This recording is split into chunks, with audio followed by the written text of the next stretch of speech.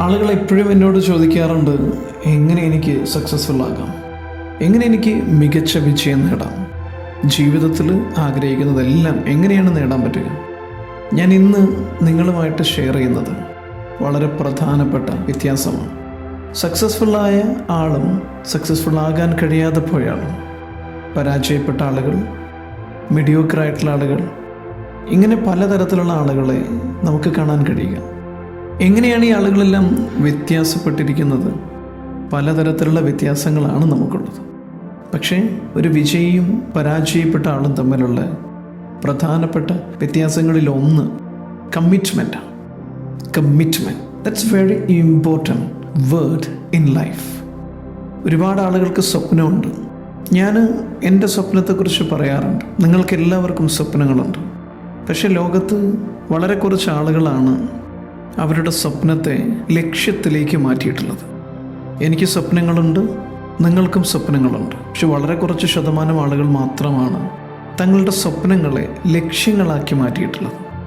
എന്നാൽ ലക്ഷ്യങ്ങളാക്കിയ മുഴുവൻ ആളുകളും വിജയിച്ചിട്ടുണ്ടോ എന്ന് ചോദിച്ചാൽ ഇല്ല. എല്ലാവരും വിജയിച്ചിട്ടില്ല. അല്ലെങ്കിൽ എല്ലാവർക്കും അവരുടെ സ്വപ്നങ്ങളെ ഗോളിലേക്ക് മാറ്റിയെങ്കിലും അതിനെ റിയാലിറ്റിയിലേക്ക് കൺവേർട്ട് ചെയ്യാൻ പറ്റിയിട്ടില്ല. എന്തുകൊണ്ടാണ് തീരുമാനിച്ചുറപ്പിച്ച ലക്ഷ്യങ്ങൾ പലതും പാതി വഴിയിൽ മുറിഞ്ഞു പോകുന്നത്? നമ്മൾ ഓരോരുത്തരും നമ്മുടെ ലൈഫിനെ ഒന്ന് ഒബ്സർവ് ചെയ്ത് നോക്കൂ. ഓരോ വർഷവും നമുക്ക് എത്ര സ്വപ്നങ്ങളാണുള്ളത്. ഓരോ വർഷവും നമ്മൾ പുതിയ പുതിയ സ്വപ്നങ്ങൾ സെറ്റ് ചെയ്യുന്നുമുണ്ട്. പക്ഷേ എല്ലാ സ്വപ്നങ്ങളും നമ്മൾ പൂർത്തീകരിക്കുന്നുണ്ടോ? ഇല്ല. അതാണ് സത്യം. എന്തുകൊണ്ടാണ്? The difference called commitment. Commitment, that is the key to success.